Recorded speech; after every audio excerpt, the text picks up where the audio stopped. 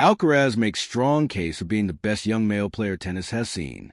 Tumaini Carayol in Melbourne. There were many things that could have rushed into Carlos Alcaraz's mind that followed his attainment of a goal he has chased his entire life. The career Grand Slam, achieved by defeating Novak Djokovic at the Australian Open. He could have thought about the immense hard work and discipline it took to achieve all of this, his comically large, tight-knit team and family that faithfully follows him around the world, or even how close he came to losing his semifinal 2 days earlier. Instead, as Alcaraz navigated the long line of post-slam interviews for seventh time, while tightly holding the Norman Brookes Challenge Cup, his thoughts cast back to his haters. "I'm thinking about the people who said I wouldn't make it, who thought I'd come here to Australia and not even make it past the quarterfinals," he told Eurosport Spain.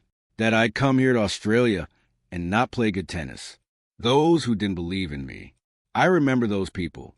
It seems ironic that when I should be thinking about my people, my team, all the work we put in, that's the thought that came to me." There have been many challenges for Alcaraz, and he has had to overcome ample obstacles to continue winning major titles at such an unprecedented rate. But controversy is not something with which he is familiar. For all his fire on the court, the 22-year-old is a warm, pleasant person who plays fairly and has become a popular figure on and off the court. Last year, despite being dominated by him, his fellow players voted him the winner of ADP's Sportsmanship Award. He is not used to being part of any sort of disharmony. For that reason, the aftermath of December 17th, when Alcaraz ended a partnership with his longtime coach Juan Carlos Ferrero, was an unusual experience.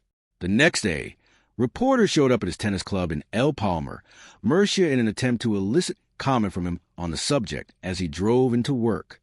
The noise only grew louder once Ferrero broke his silence. While Alcaraz and his team presented the split as mutual, the 45-year-old coach stated he had wished to stay on and was pained by no longer being part of Alcaraz's journey. For weeks, questions about the world number one's decision and future prospects dominated Spain's large network of sports radio shows and newspapers. Alcaraz is very active on social media, meaning he saw a lot of it. He handled those difficulties the right way, focusing on his work with his team and on this ultimate goal, becoming the youngest man to win 7 Grand Slam titles, and a career Grand Slam is a deserved payoff. It is so typical of his prodigious talent and toughness that, in his first tournament since promoting Samuel Lopez as his main coach, he departed with this career-defining achievement. While Ferrero will always be a key figure in Alcaraz's development, this victory is validation of the decision. Alcaraz is still so young, but he is also maturing. He has shown he is capable of taking more responsibility and making difficult decisions with his team.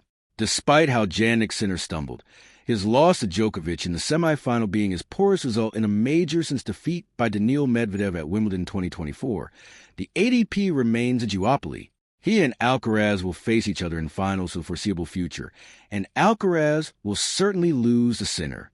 However, this tournament underlined why the Spaniard is on his own unique path and is ahead of all the others since the end of the Big Three era.